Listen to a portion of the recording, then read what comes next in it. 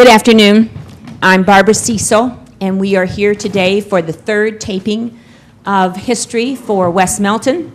We have another distinguished panel. Some of them have been here before, and they are going to relay a little bit more information for all of us. So I'll turn it over to Phyllis Taylor, who will start, and we'll just begin this third taping. Thank you. Hello, I'm Phyllis Taylor. I'd like to start out with talking about the beauty salons we had around town. This will interest the ladies, I'm sure. Do you remember when you first got your first perm? Yes. How was it? Did you get into this electrical apparatus to curl your hair? And sometimes it burned. And so the stylist would have to come with a little fan and cool your head. The first beauty salon I went to was the Dalby Beauty Shop.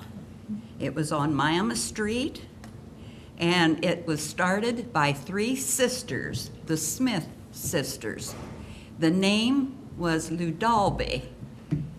Lou was one of the sisters. I don't know whether her name was Lucille, Lula, or Louise.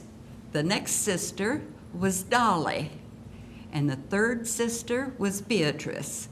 So they combined their names and called it Lou Dalby Beauty Shop.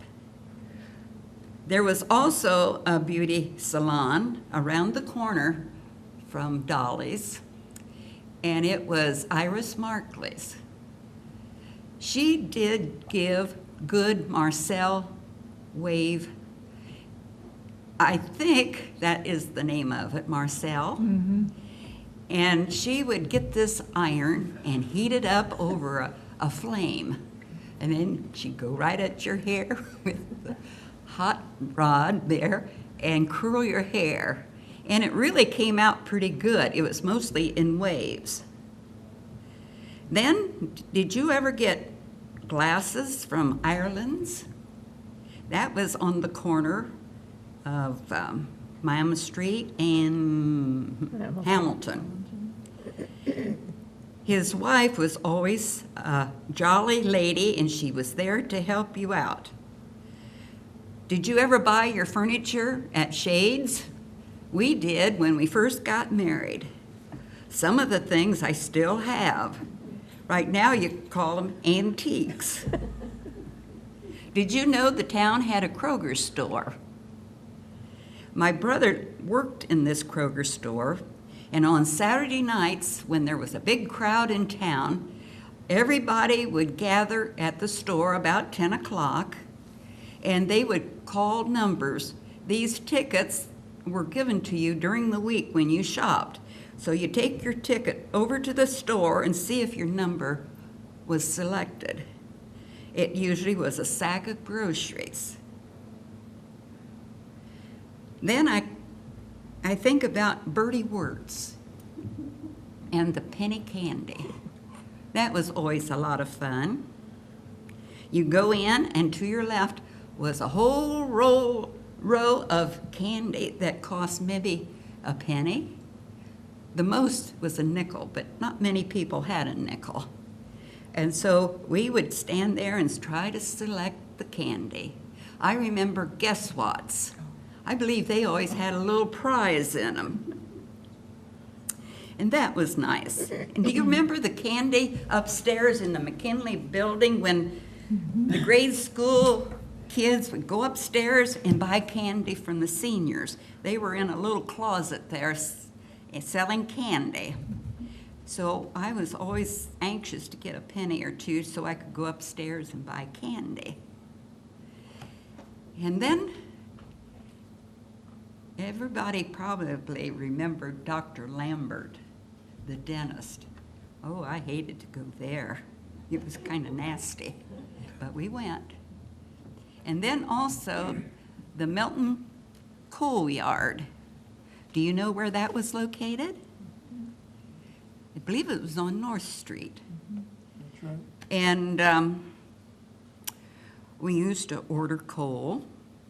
They'd bring it to our house. We'd open up the basement window, and they had a kind of like a slide or something. They put the coal on that, and it would go into our coal bin. That was kind of an exciting day to get coal. And then the last thing I want to talk about, I think his name was Sam Fouts, the lawyer. Well, Charlie Taylor and I, we went together a long time, and we'd walk uptown, and I think Sam kind of thought we were going to get married pretty soon. Well, it went on and on and on, and finally he said to Charlie, he said, "I'll tell you what, I'll just marry you free of charge if you and Phyllis gets married." Well, we finally did, but not by him. There we are. Okay. My name is Evelyn Moore Brown. In fact, I was looking at this name here. I could have used that, couldn't I? I didn't. Anyway, I was raised right side of the schoolhouse. I was born here in West Milton. I've lived here all my life except for about 2 or 3 years when I lived in Lima. And I can remember naturally living side of the schoolhouse, and my mother would always be out there at recess time with a cookie for me. And I'd always be playing on out in the schoolyard all the time with all the kids in the neighborhood. And I can remember my teachers. First grade teacher was Elizabeth Evans. Second grade teacher, Doris Seiler. Third, Glenna Kingery. Fourth, Phoebe Patty. Fifth, Mrs. Sando Hatfield. Sixth, Miss Carrington. And the seventh, Reverend Heisey. The eighth, Mr. Winkler. Now, the high school was a little bit different. I had different teachers at that time. And of course, during that time, there was a man which I think was only at West Milton about 1 year, and I don't know what he taught, but his name was Mr. Nill. And he roomed and boarded with us right there side of the schoolhouse. And then, of course, you all probably remember Mr. Fred Bushmeyer, who was a basketball coach, who roomed with Ned, my husband's grandmother, that lived right side of your grandparents, I guess it was, wasn't it? Your grandparents? And they were very close, your grandparents and Ned's grandmother. But boy, that Mr. Bushmeyer was quite an individual. I tell you, he would take my husband to different ball games when he had to go, you know, different ball games besides Milton. And of course, he played basketball too. And of course, everybody knows that when they sold the cannon was in World War I, II. I wrote it down here. I didn't. Yeah, that wasn't two, wasn't it? And then, of course, I should have brought that. I have a picture of myself on the cannon, believe it or not. And, of course, my dad was in the shoe business, and I was spent, I'd say, 3/4 of my time downtown. And Saturday night was always a big night for all the people. Everybody would come to West Milton on Saturday night, and you'd walk around 2 or 3 blocks, particularly the girls. They would walk around different blocks, and I think they just walked around to see which boy they thought was the nicest looking, or, you know, you know how that is. Things are a little bit different today than what they were at that time. Do you remember that? Oh, dear. And let's see. Oh, I could talk. I could talk forever if I had to. Anyway, my grandmother then was Eliza Berdner, was her name, and she was at home. She would take care of people at home, and also people that would have a new addition to their family. And I can always remember she went up to Mrs. Radeball. It wasn't Charlie Radeball. They had this daughter, Joanne. She married a... Joanne Moat. Yes. And she went up... George Moat. Hmm? She married George Moat. Yes, that's right. And I can always remember I would go up there, you know, and visit my grandmother and see the new baby and so on and so forth. So then when it come time for kindergarten, Maribel Dickey had kindergarten, and of course the kids were too young to go down to the school, so she'd send older girls out to pick them up and take them to kindergarten, and then afterwards, well, they'd take them from school back home again, which I can remember I did that to Joanne.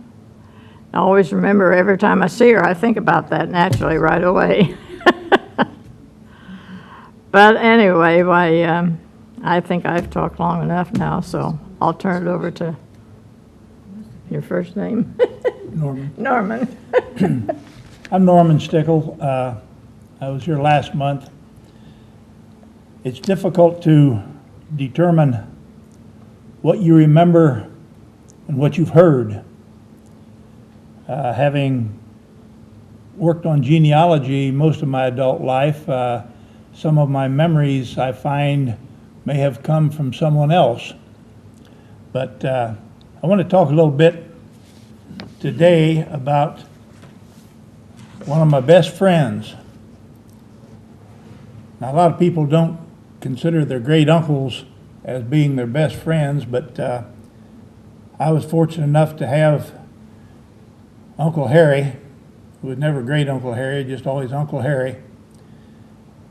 And he lived right across the field from where we built on J Street. Our back lot joined up with his back lot, and it was just a few steps down the alley, and we were at his house. But to maybe bring this into focus a little bit, I'm going to go back a few years to my great-great-grandfather and grandmother, John and Catherine Stickel. Now, they came to Ohio in 1853, and I've heard this from several sources, that one of John's first paying jobs, he bought him a coat, and it either had snaps or buttons on it, and the preacher of his church called him up in front, ripped the buttons off his coat, and he got mad and came to Ohio. So he is buried in Bethel Cemetery with his wife. Bethel Cemetery is down here off Phillipsburg Road. And his youngest daughter, Susanna, who never married. I never saw her name referenced Susanna anyplace. It was always Sue or Susan. Now, they were the parents of John that I know nothing about, other than he was supposedly born in 1823. I don't know if he ever married, had children, or whatever, but he was listed on an old record. The oldest one that I can remember is Peter, and he married a couple different wives over the years. First wife died. He's buried in Knoop Cemetery up on Route 41 outside of Troy. Now, Peter had two sons, Emmanuel and John, and neither one of those sons had any children. Now, Emmanuel is buried down here in Riverside in West Milton. He was an apprentice stonemaker to my great-grandfather Benjamin. When Benjamin died, he left three sons. Uncle Harry, my best friend here, was the oldest. Grandpa Harvey, and the younger brother Esta. Now, I have over here on the table pictures of them in grade school. Now, they've been enhanced and enlarged a little bit there. You can see what I had to work with there in the small 2 by 2 inch photos. Emanuel married Helen Vore, and this is what's so confusing about doing genealogical work. Nobody uses her same name. Helen was always known as Ella, and with the exception of her tombstone down here, that's the only place that I could ever tie in the Ella and Helen. But I eventually made the connection in an old record. Now, after Peter came Elizabeth, and she married Edward Rule. Now, there again, Rule is R-U-H-L, many times listed R-U-L-E, R-H-U-L-E, and they're buried in Riverside Cemetery. Now, that's an interesting family, and we don't have time to go into all that. Another daughter was Catherine, married Samuel Miller. They're buried in Riverside. They had many children. Jan Schaefer, Don Faulkner are some of the descendants of Catherine. There's another daughter, Hannah, married Levi Payne. Now there again, Payne is spelled P-A-Y-N-E, P-A-I-N-E, and P-A-I-N. When I found their tombstone in Fredericksburg, Pennsylvania, it's spelled P-E-H-N, the old German spelling. I've been in contact recently with a long-lost cousin from that side of the family. Then there was Samuel Stickel.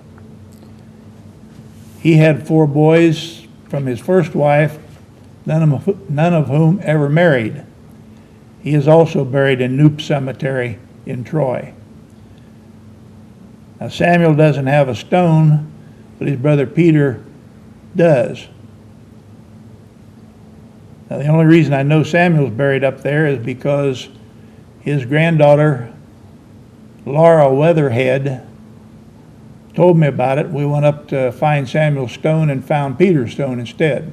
They were both blacksmiths for the Knoop family, who were involved with the Knoop Orphanage, Children's Home, whatever you want to call it in Troy. Prominent family in Troy. Casper was another son, married Amanda, and he's buried in Fredericksburg, Pennsylvania. My great-grandfather Benjamin married Sarah Nischwitz. Now they're buried in Riverside Cemetery here, as is Christian, who married Rachel Pearson. They're all buried over the hill here at Riverside. A daughter, Fianna, married John Sleppy, and they're buried down here. Jacob lived here for a while after the Civil War and eventually moved to Saginaw, Michigan, where he's buried in the veterans section of the cemetery in Saginaw. And as I mentioned, Susanna, the youngest, never married and is buried out at Bethel. Now, out of these 11 or 12 children of John and Catherine, I have identified 55 first cousins. Many of them never lived to adulthood. Out of Grandpa and Uncle Harry and Uncle Esca's family, they lost 5 brothers and sisters in childhood.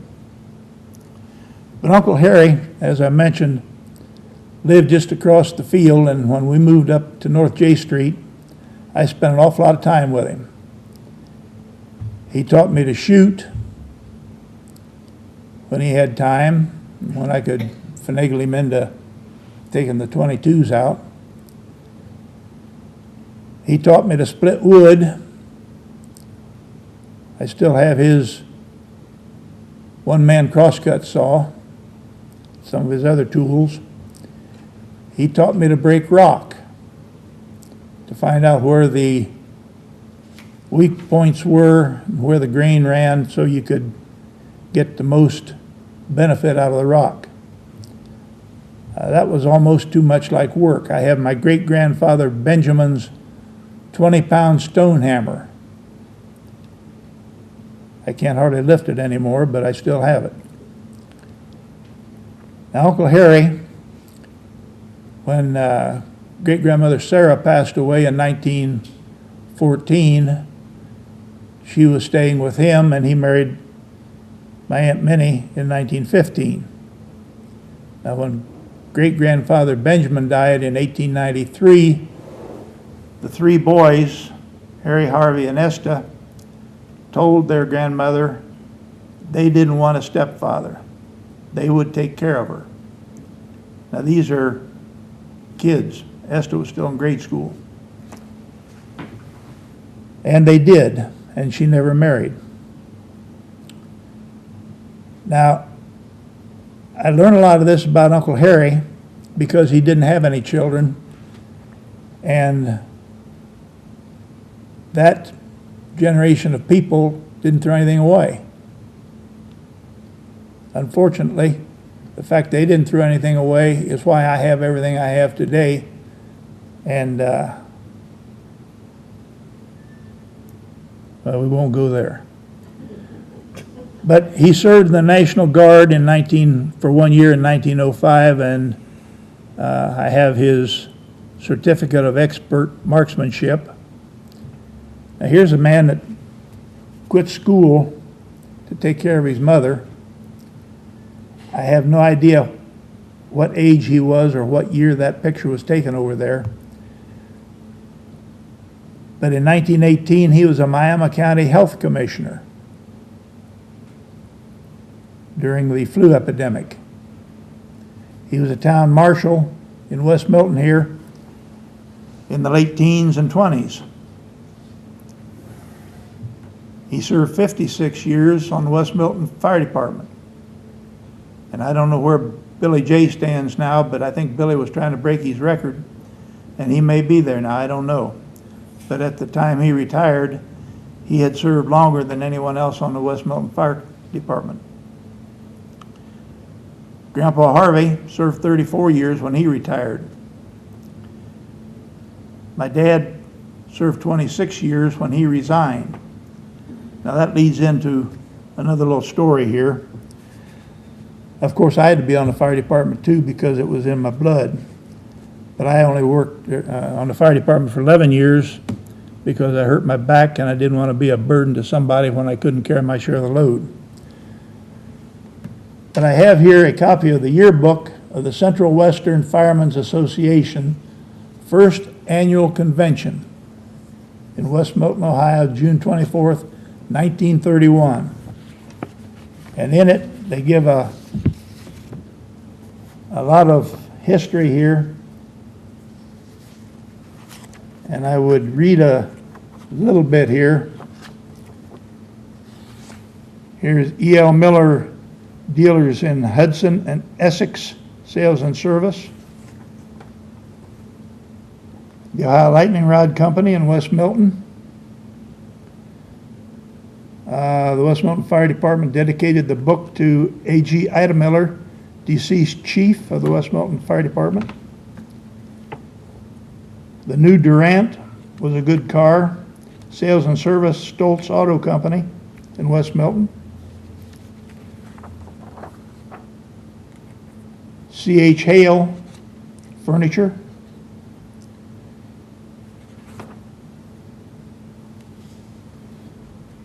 And I thought I had this marked, but bear with me just a second here. Miami Service Station was alive and well. The phone numbers, you'll notice if you look at this book here after a while, phone number was 105, and that was on this home telephone company. Here's the Mast Lightning Rod Company. Here it is in the history of West Milton. Tells where we overlooked the scenic nature of the Stillwater River. First National Bank, member of the Federal Reserve. Tootsie Ann bread, made in West Milton by the Harris Bakery and Delicatessen.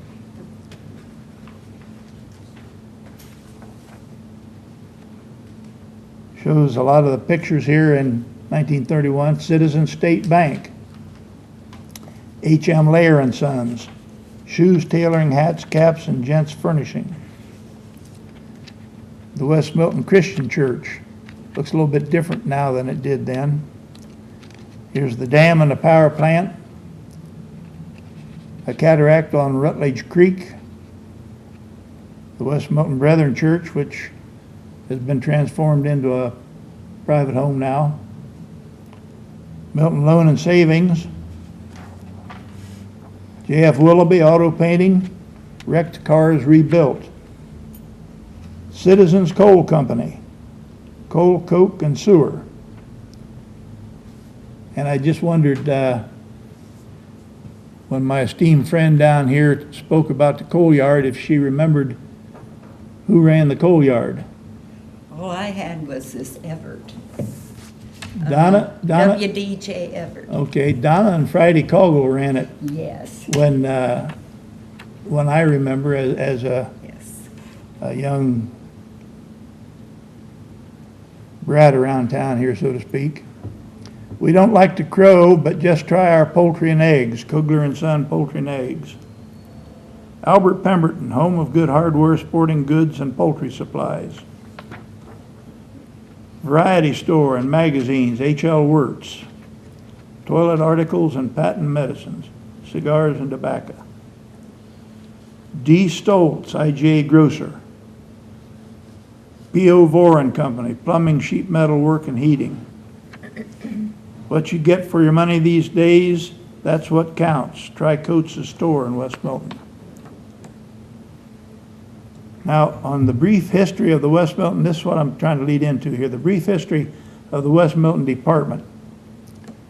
About the year 1889, several public-spirited citizens of West Milton, realizing the necessity of protection to the lives and property of the village, organized a fire department known as the West Milton Fire Company. In the year 1890, a constitution and bylaws were drafted and approved. The officers and members consisted of 29 persons. Now that number 29 still exists today. That's the limit of number of firemen that you can have here. First chief was T.P. Vore, second chief D.W. Engel, third chief W.S. Smith. Engineers W.S. Manning and J.F. Willoughby. First hose, first nozzle, N.W. Vore, second nozzle, Havilah Foker, second hose, first nozzle, Frank Townsley, second nozzle, William Tenney. Latterman P.P. Vore, Frank Philby, Joseph Layer, and E.C. Duncan. Axeman, T.A. Randall and C.E. Vore. Pikeman, O.A. Dye and S.R. Kashner. The barman was H.E. Brown, and the bucketman, J.E. Hamill, W.E. Foker, J.E. Vore, G.F. Ireland, William Craigbaum, John Keck, Henry Hurley, Cyrus Foker, and Emmanuel W. Stickel, Charles Foker, and W.A. Miller. Now that was the organization they had, and it goes on to explain a lot of other things here.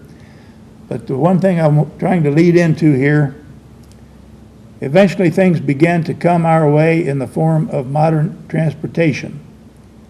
A bank was robbed in Kentucky, and the robbers were caught near West Milton. Now kind of keep that thought. Upon investigation, it was found that their car was a stolen one. The car was a large, powerful one, and it was kept the required time and then sold. From the proceeds of this sale, a Model T Ford one-ton truck was purchased. And then they go on and on about this, which leads to the next part of my story. I've tried to write 2 books. One I labeled Ghosts in the Attic, which the grandchildren might think was too scary, but mine are friendly ghosts. And they're ghosts because I find these things in the attics of deceased relatives. The only problem is I'm out of deceased relatives. But on 2 sheets of rice paper was found this list, dated West Milton, Ohio, June the 18th, 1920. And on it is 1 traveling bag, and I'm going to go through this rather rapidly here, sack of pennies, etc. Sack of pennies, 2 license tags, 1 bottle of Barbie whiskey, 1/3 quart, a letter dated 3/17/20 to Joseph E. Collins, Crittenden, Kentucky. Keep in mind the bank that was robbed was in Crittenden, Kentucky. Certificate, Kentucky Oil and Refining Company. Certificate, Kentucky Oil. More certificates. Shares of L&N Railroad. Another traveling bag had Rand McNally Bank Directory and dated 1916. 1 Smith & Wesson Special U.S. Service number 38 and holster. 1 Colt Automatic 32 caliber rimless and smokeless. 1 bunch of 10 keys, names filed off. 9 sergeant keys and a list of numbers, Yale. Another bunch of keys, another Yale. 1 P&T Corbin and others. 3 flashlights. 1 box Colt's automatic shells. 3 toilet brushes. 1 money order receipt, numbers and all this good stuff. Auto licenses, Kentucky. Checkbook, Metropolitan Bank in Lima. 1 check used, blank stub. 2 pairs of goggles. 1 New York Central trip, mileage, issued Union Station, Toledo, Ohio. 3 handkerchiefs, 2 collars, tie, shirt, laundry mark. 3 automatic magazines, 1 Ingersoll watch, chain and tag. 2 Yale keys. 2 sledgehammers, bandana, handkerchief, mask. 2 caps, 1 regular gas mask. 1 Buick touring car, model H-49, serial number 579345, motor number 558192, with Ohio license 135780, with a Lion bumper and Stewart V-Ray SPL, whatever that is. Shield cleaner, gear shift, 2 extra rims, 1 extra tire, Goodyear tires all around, Ohio license issued to Toledo Auto Club by the Secretary of State of Ohio. This was the car that was sold to buy our first fire truck. Now, what this doesn't tell you, there is an article in 1920 in the West Milton Record that when word of this, so we didn't have radios back then. West Milton didn't even have a police cruiser. When word of the bank robbery in Covington, Kentucky reached West Milton, that the robbers were on their way north and were last seen in Inglewood or someplace, Von Arnold jumped in his pickup truck and rushed after them and captured them either at Calumet or possibly Horseshoe Bend Road. One of these up here. And this is the list of the inventory that they took. Now, what wasn't mentioned was that Uncle Harry, my best buddy here, was the town marshal. He's the one carrying the gun. He's the one that went with Vaughn. He's the one that talked him into not resisting arrest and submitting to arrest, if you will, and made the capture. He wasn't mentioned any place, but I just always thought that was kind of funny. And on the subject of Von Arnold, Vaughn was a pilot and a photographer. Had his own dark room, developed his own film and everything. I have a copy of one of his aerial shots of West Milton here, which is quite interesting, taken in 1926. When Vaughn died in 1954 in a boating accident in Canada, his wife Dolly, they both went to our church here. Fact of the matter, most of the panel here goes to our church. His wife Dolly took all of his films, negatives, prints, and everything and trashed them. And when someone asked her why she did that, she said if Vaughn couldn't enjoy them, nobody else needed to. So there's a case of losing a lot of West Milton history. But there's a lot of things here on the table. Arthur Schumann was a great historian here, former school teacher, was generous enough to allow me to copy some of his books that he was writing. I don't know whether he ever got them published, whether copies of them might be in the library down here or not, but there is a history, a beer's history of Miami County in 1880 that lists a lot of our ancestors in the community. Now, some of the people, you had to pay to get your article in the book. That's how they made their money. And Christian Stickel, who was a farmer here, as I mentioned earlier, was nice enough to write his history up and get it in the book. And a gentleman here, I don't see him here today, but John Stebble lives on one of the houses out on Davis Road that was previously owned by Christian Stickel. Of course, Christian had Newton and Harmon and Ellis and Estella. There were several children, and he was wanting some information on it. Promised me he'd be here today, but he didn't make it. So, John, if you're watching this sometime, give me a call back.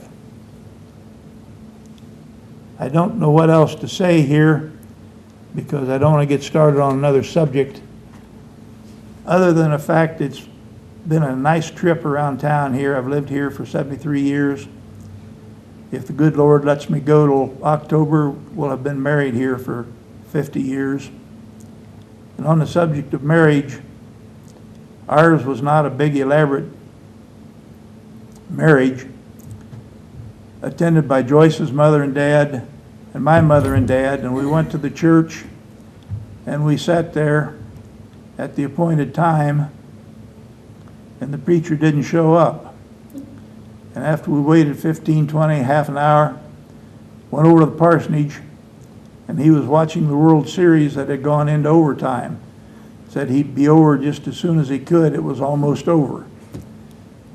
So money being tight in those days, I paid him with a $1 gold coin, and he gave us his old 12-inch television set that he didn't have room for in his trailer when he loaded up and moved to a new position in Pennsylvania. He was over there all by himself, stayed over long enough to marry Joyce and myself. So with that, I'll turn it over to my esteemed colleague here, who's a good bit older than I am and can remember a lot more. I don't know, Norm. You remember quite a bit. To amplify on one thing Norm brought out was on the fire department. That's one place I think we all feel that they don't get enough pats on the back. And I sure appreciate the fire department, a volunteer fire department here in West Milton, and especially so when it's about 10 below zero and that fire whistle goes off. And you think that those people are going out and fight that fire for you. I am Dick Markley. Lived here in West Milton most all my life. And I can't remember what I said the last time we taped. And I have not seen that tape, so I have no idea what we said, and I didn't want to repeat myself, which I do quite often anyway. So I thought, well, I'll go into a different aspect of what I remember, and that's Troop 60 of the West Milton Boy Scouts of America back when I was a Boy Scout. So I'll talk a little bit about the Boy Scouts at that time. You had to be 12 years old to join the Boy Scouts. The Scouts met in a basement room of the old McKinley School building. When I was not yet 12, the Scoutmaster was Wyburn Skidmore, former pastor of the Methodist Church here in town. I tried to join, only to be told I had to be 12 years old. When I became 12, I did join the Scouts, and now the Scoutmaster was Tom Lair. Now, Tom Lair, if you remember, was the postal worker, the one who carried the mail carrier. He did the entire town of West Milton by himself every day except Sundays, and boy, Tom was in pretty good shape. Twice a day, most of the time. Twice a day, most of the time, that's right. I became a first-class scout and later a junior assistant scoutmaster. My handbook I still have from scouting, and it was interesting when I picked this up yesterday and read it that it's the revised edition, first edition of the handbook. This one was printed in 1942, and some of the advertisements in it are interesting in that you could buy a Coke for 5 cents. The drink everybody knows, whoever you are, whatever you do, wherever you may be, when you think of refreshment, you welcome an ice-cold Coca-Cola. For Coca-Cola is pure refreshment, familiar to everybody, 5 cents. Also one on Baby Ruth, food, energy for victory. Remember, World War II was going on at this time. And it says, buy war stamps. Talks about the Scout and the Boy Scout and the Baby Ruth candy bar, and it says, tell Mom to make delicious Baby Ruth cookies. Recipe on every wrapper. Did anybody remember having a Baby Ruth cookie? I don't. I can remember when, during the war, if you were lucky enough to get a candy bar, Mother would slice it down into about 1/4-inch strips, and everybody would get a piece or two. You never got a whole candy bar yourself. The uniforms and equipment, Scout equipment, were sold in Dayton, Ohio at the Metropolitan Store. And if you went into the boys department, you had to pass the scouting department to get there. So every boy got to look at all the scouting equipment as he went into the store. It's kind of a lead-on item they use in stores today. We did a lot. I'm just going to tell you a lot about what we did as a scout at my age at that time. We did a lot of overnight camping in all kinds of weather, and we even did it in snow, so we could say we did. And we made our own meals, kept our own campsite clean. We took a bike hike to the historic site of Fort Ancient, Ohio, a trip those who were on it will never forget, as a huge thunderstorm hit us just as we arrived at the site, going down a very big hill. Bikes were wrecked all over the roadside. You couldn't see, you couldn't stop, you put the brakes on, the bike's tires slid. We could never have been able to pedal those old heavy, balloon-tired, one-speed bikes back to West Milton. Harold Houston, owner of Houston Hardware and Farm Equipment Store, brought his big International Harvester truck to Fort Ancient. He brought a very tired and wet Boy Scout troop home. I'm sure we're glad to see that truck. We cut pawpaw trees to make poles for pole vaulting over creeks and fences. A great follow the leader game, by the way.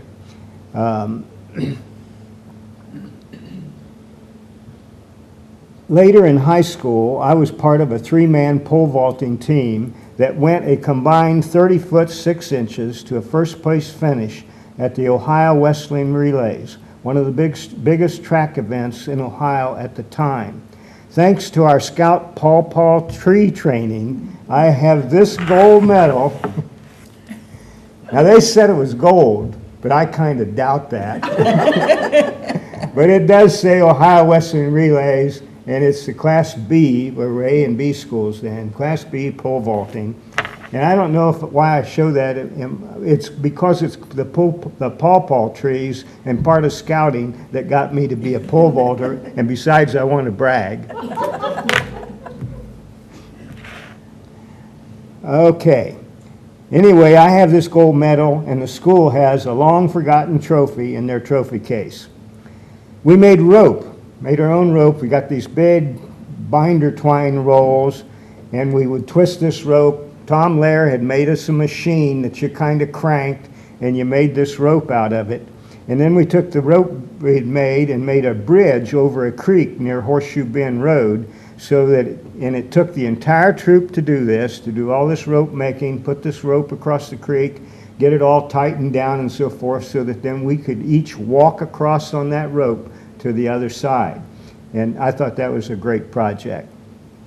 We made our own backpack racks.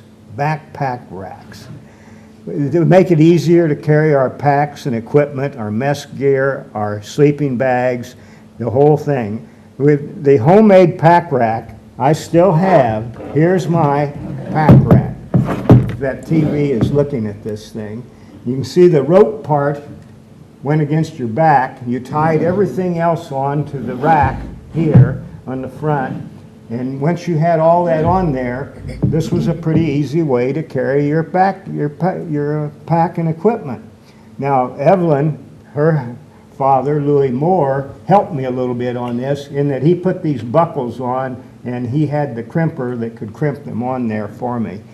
Besides, I told you the last time I was here that Louis made my sleeping bag, waterproof cover for my sleeping bag, so I could just sleep out, not even have a tent, just put this sleeping bag down in that bag and lay it on the ground. But you know, as I look at this thing, hey, that's not bad. I did a pretty good job. So much for the back rack, and why I kept it, I'm not sure. Okay, 3 of us, Glenn Lair, he was the son of Tom, our scoutmaster. Gene Houston, who, by the way, was the first Eagle Scout to come out of West Milton, and myself hitchhiked to the YMCA in Dayton, Ohio, 1 night a week for 10 weeks to take YMCA life-saving class in order to earn our swimming and life-saving merit badges. This was during the winter and at night. We'd come out of the Y, it was pitch black night, stick our thumbs up and start back for Milton. Things were much safer in those days. And your parents didn't mind letting you do this. Can you imagine that? We did join in all the area scouting camps, like Dayton's Camp Cricket Hollow. These were always fun as we tried to be the best troop, Troop 60. Troop 60 is still here in Milton, but it's not doing very well. Lester Vore, who had a woods on his farm northwest of town, allowed the scouts to use his woods for a permanent campsite in the summer. We could tell our parents we were going to the camp for the night, and away we would go. Much safer times, yes. I don't know of any trouble, I'm going to say serious trouble. I don't know of any serious trouble that scouts caused. And here we are out by ourselves, unsupervised, in the woods. There's West Milton at our disposal if we wanted to be there, but we weren't. We were pretty good. And, you know, I think scouting is just an absolute great program. Each year, the scouts would attend a local church on Scout Sunday. One scoutmaster, our scoutmaster, Tom, would from time to time say a curse word. Believe it or not. Maybe more than from time to time, if you knew Tom. However, he would never let a scout use a curse word. One Sunday at the Methodist Church on Scout Sunday, when we were leaving the church after the sermon, I will never forget the comment and the shock of a few older women who were within earshot when our scoutmaster Tom told the minister that he had preached a hell of a sermon. So that kind of sums up the scouting days. I do want to say that when you mentioned Mr. Bushmeyer, Coach Bushmeyer. Later in my life, I was in Fairborn, Ohio, at the school doing some recruiting for the Air Force when I had to see a fellow by the name of Fred Bushmeyer.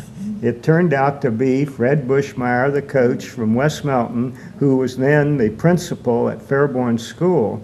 And I told him, I said, I'm the little guy that came in the old wooden gym that's no longer here, and you would let me in and throw the ball up underhanded. It's the only way I could get it to the basket. And I said, I had a cousin who played on your ball team, Bruce Walker, who's 6 years older than I am. He says, I remember Bruce and I remember you. So that was Fred Bushmeyer. With that, I'll turn it over to Beverly. It was interesting. I'm Beverly Helsinger. My maiden name was Swank. I've lived here for all but the first few months of my life. I won't say how long that is. I was interested in the beauty shop. Did you ever go to Harry Hurley's shop? Oh, that's where I used to yes. get my hair bobbed. I think it cost 15 cents to get your I don't haircut. remember. I know probably wasn't very much because no one had much money. I also remember my first perm. I sat under that hot thing. I was 5 years old. I still remember it. And I know my mother brought my lunch. It must have taken a long time because she brought my lunch while I was in there. And I had a Shirley Temple curl when I finished. I think everybody wanted a Shirley Temple curl. Also, your scouts, you said you were all good? You do know why. No, why? Everybody knew everybody. You couldn't get by with anything. I mean, if you did that first thing, your parents knew it before you got home. Anyway, I really don't have much to say. I think it's all been said. I remember downtown on Saturday night. I remember the movies. I remember being in school. I remember saving tinfoil during the war. I remember when they sold the cannon for the medal.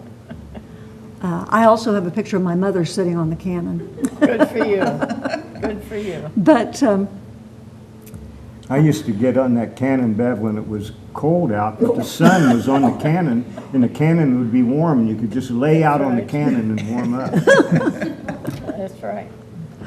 Oh, but I do remember, I think I mentioned before that all 12 grades were in the McKinley building, and I can remember Nadine being in a play. She can never remember it, but I remember it. And there was no kindergarten when I went to school, so the first kindergarten I was aware of, one of my stepsisters went to kindergarten. Anyway, I have nothing more to add, so mine is very quick. I'll answer any questions, but I'll turn it over to Nadine. My name's Nadine Ford Thompson, and I wanted just to say a few words about the West Milton record. I don't think anyone has talked about that, and that was just a fabulous paper. The people that I remember was Charlie Radebaugh, ran the West Milton record, and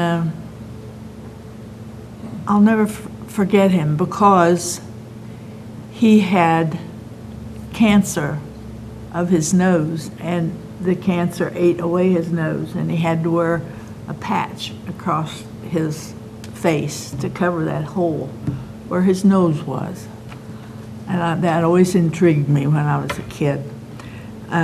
Mary Gordon was one of the reporters, and Cecil Hodgen. Cecil Hodgen ran the printer.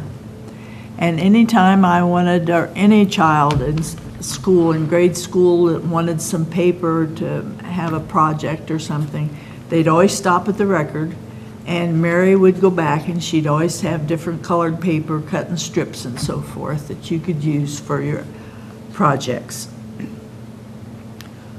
On Monday morning, we had my grandfather had the drugstore in West Milton. On Monday morning, Mary would come in, start around the shops with her pencil and paper. Do you have any news? Do you have any news? That's how much of the news got in the newspaper. Then when Charlie Radebaugh sold to Cecil, Then it was Minnie Shatsley. Little Minnie Shatsley came around each day. The paper had reporters in each town, in Ludlow, Lara, and Potsdam. Sometimes the reporter might not have too much to report on in a certain town, and this one reporter, we counted. Her name was in the West Milton record for over a year and a half. Every week, she would take dinner. I took dinner at so-and-so's house, or so-and-so came to my house to take dinner. She always had something in her column, and when there wasn't much news, she was the news. And it was really enjoyable paper. And Mary was a sports addict. She went to all the sports, all the basketball games. Of course, those days we didn't have any football. But she and my mother would hit all the basketball games, and she would write it up in the paper. Time's running out, so I can't say too much more, but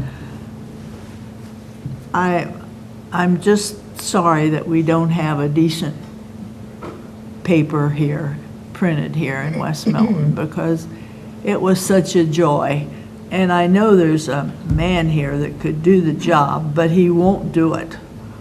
Darwin, back there. Darwin Sater. I told him one time he should start a newspaper, and he said, no, no, no. But time's run out, so I'll stop. Anybody have any questions? I wanted to tell you one thing. You were talking about the coal yard. Phil Yunt had the coal yard first. Yeah, that's what I remember. And Phil Yunt's son was Howard, who was a pharmacist, and he apprenticed under my grandfather. He later went to Northridge, and then he had a son, and his son was now the baseball player who retired, only they pronounced it Yount. Robin Yount. What's his, Robin Yount. Yount. We knew it as Yunt. Yeah, I have a couple of comments. One, Dick, about the Boy Scouts. Remember during World War II, those old tents we used to have, you know, they didn't have ends in them, it was just this. And then they came out with the jungle hammock. I still have mine. Yeah, which they used in the jungle, and it was a one-man hammock with mosquito netting sides and a top on it. And you stretched it between two trees. Or it could be set on the ground. Yeah. Right. But it was the greatest thing in the world, because if it rained, you just dropped the flaps, made a cocoon out of it, you could outlast any storm. I said I have one, however, my son has it now. He won't give it up.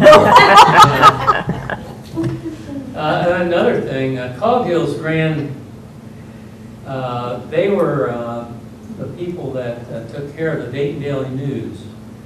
But their office was over, well, right now, where the elevator, you know, the new building is at the elevator. And I can remember that, well, we used to get all our papers there. There was another house just to the east of it, where the Bears and the Gangers lived. Yeah, It's been apartment. torn down. Apartment. It was right where the drive-through is now. Exactly. Yeah, but I can Red remember, building. you know, every day and I Sunday remember morning. Molly well. Well, you know, Hanger. you mentioned the lightning rods factory, the mass lightning rods, and I remember a byproduct of them was when they stamped out the weather vanes that turned up on the roof of the house. There was a byproduct there that they put in a big box and they'd give to us kids. And we'd take that box down to the Melton Hill, Stoltz's Hill then, and you would toss them to see how far you could throw them. We'd throw those little metal things and they would just fly like something like a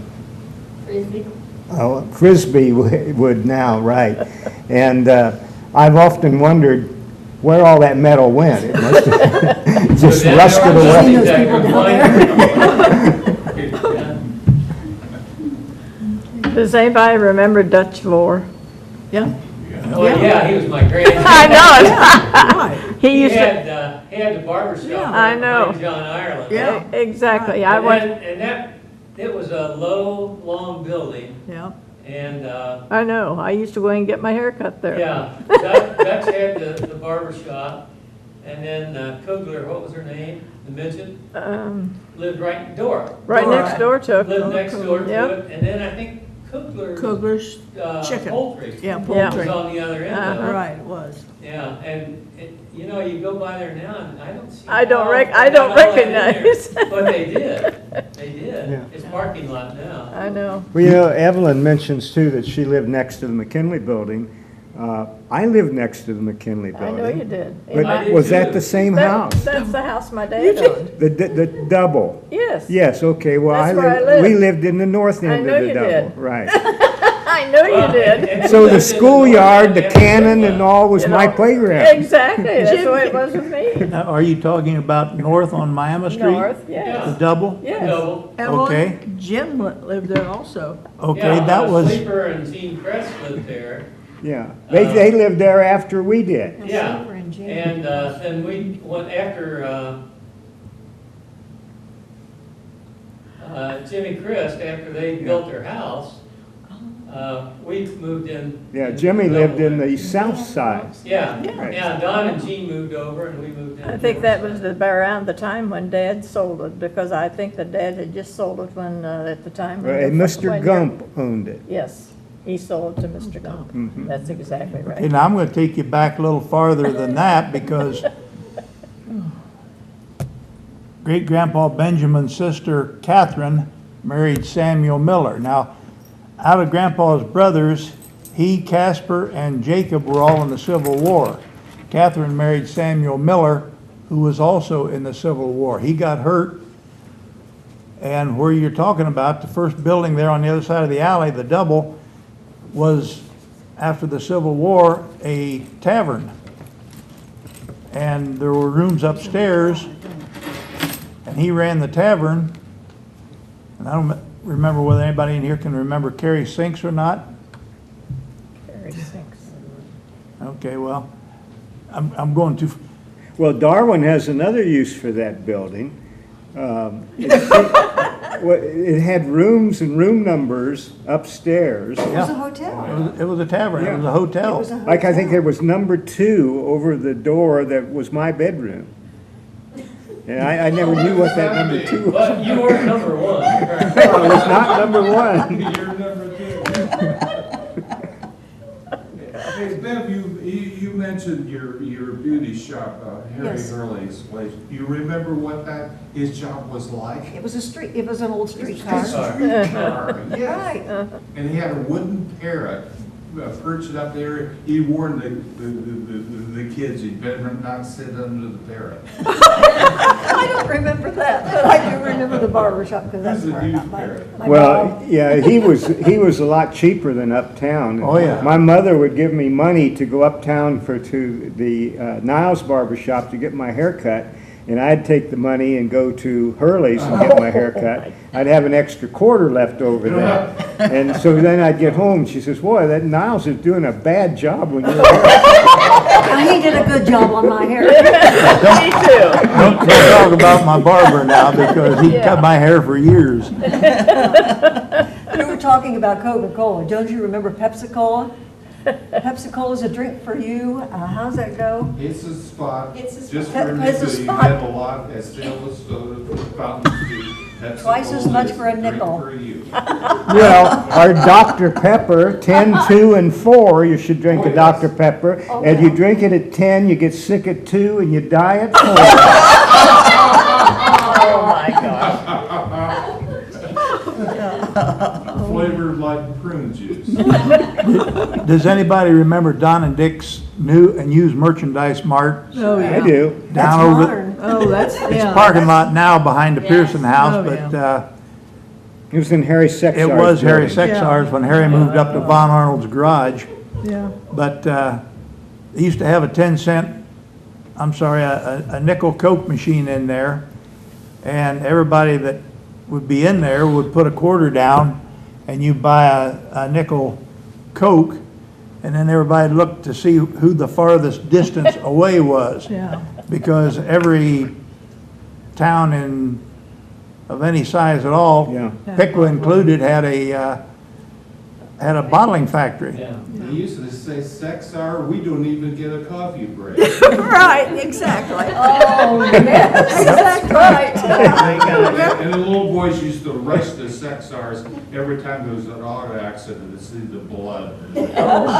Right, and the blood and the. Well, you mentioned these soft drinks. Hellman's, who was down at the north end of town. Of course, you had places all over, the little mom and pop stores. Yeah. But at Hellman's down there, your drink, when you put your nickel in, the bottle slid along a track, and then you'd bring it out the hole that the nickel provided, the place for it to come out. But he got in a drink called Chocola. Oh, yeah. And Chocola, you shake that up to get the chocolate all mixed up in it, and oh, that was good. But it was just a little bottle. Yeah. Yeah. Do you remember Halloween when they come in my dad's store? I can always remember and buy shoe polish and go out and paint everybody's face they could on Halloween night. Do you remember And throw that? confetti in it. Yeah.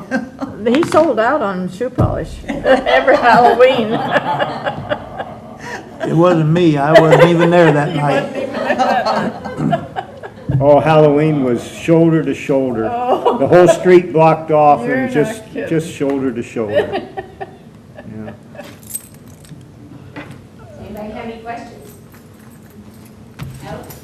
Well, thank you very much again. It's been very enjoyable, and thanks for sharing all your memories, and it's been a good time, so thanks very much. Thank you. Appreciate it.